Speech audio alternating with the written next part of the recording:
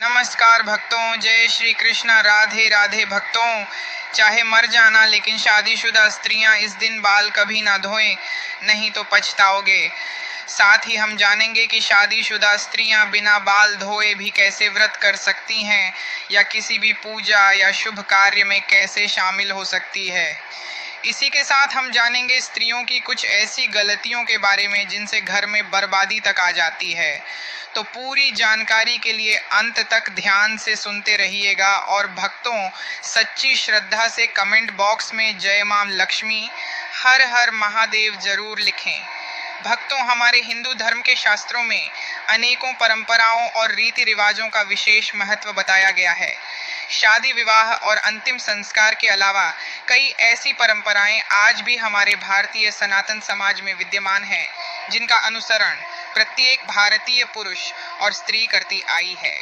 इन्हीं के अनुसार शादीशुदा स्त्रियों को हर दिन कुछ कार्य करने से पहले शुभ अशुभ का विशेष ध्यान रखना चाहिए। आप तो जानते ही होंगे कि शादीशुदा स्त्रियों द्वारा कुछ खास दिनों के अलावा बाल धोना धर्म शास्त्रों में वर्जित माना गया है। सप्ताह के कुछ खास दिनों में यदि शादीशुदा स्त्रियां अपने बाल धोती हैं तो उनके पति पर बाधाएं आ सकती हैं, यहाँ तक कि संतान और परिवार को भी कष्ट हो सकता है। तो भक्तों, चलते हैं और सुनते हैं कि इस बारे में क्या कहा गया है।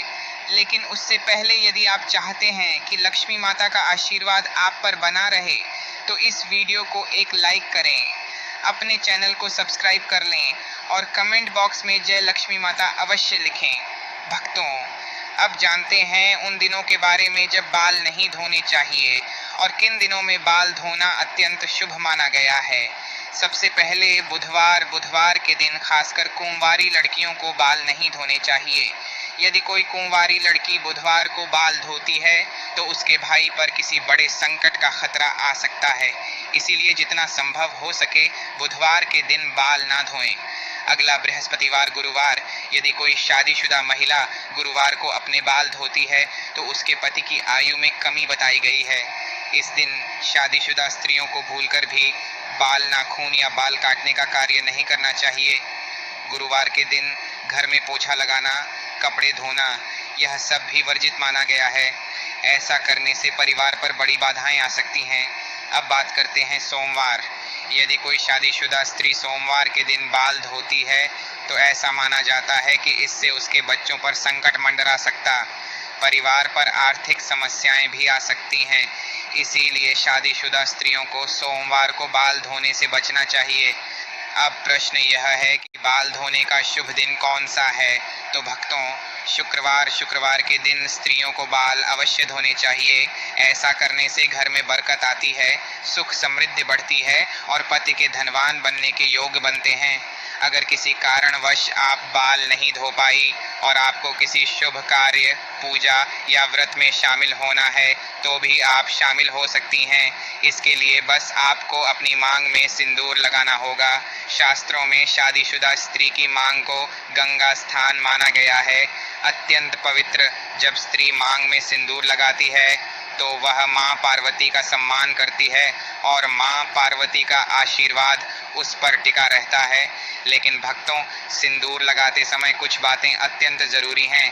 कई स्त्रियां ऐसी गलतियां कर देती हैं जिससे उन्हें इसका पूरा फल नहीं मिलता, उल्टा पति को कष्ट और घर में कलह तक की स्थिति हो जाती है।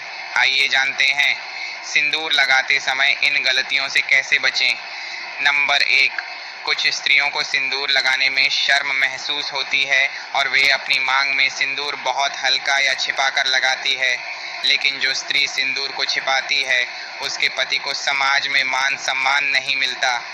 नंबर 2, जो स्त्रियां लंबी मांग भरकर सिंदूर लगाती हैं उनके पतियों को समाज में बड़ा सम्मान मिलता है। उनके पति अपने जीवन के लक्ष्यों को आसानी से प्राप्त कर लेते हैं। सिंदूर लगाने का सही तरीका, जब स्त्री सिंदूर लगाए तो पहले सिंदूर की डिब्बी को माथे से छुआए, इसके बाद ही सिंदूर मांग में लगाए। यह तरीका पवित्र है और जीवन में सुख समृद्धि का कारण बनता है।